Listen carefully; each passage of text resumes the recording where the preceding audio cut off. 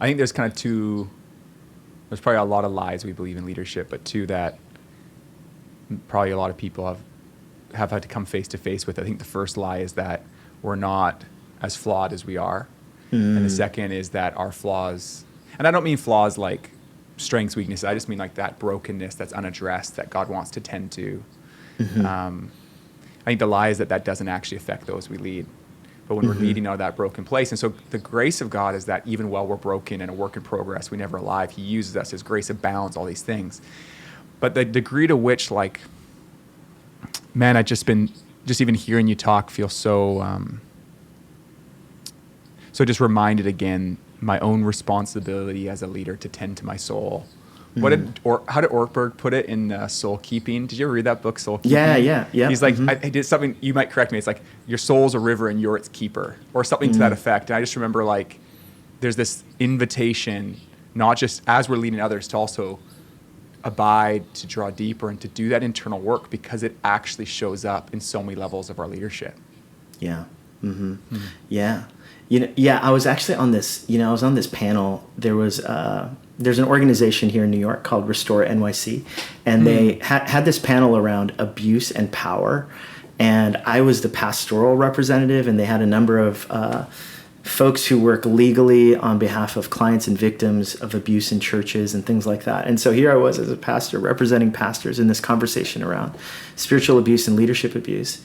And one of the things that came up for me was, I realized as a pastor and as a leader, one thing that I'm unaware of, which you just kind of mentioned, is my shadow, like how deep my shadow goes.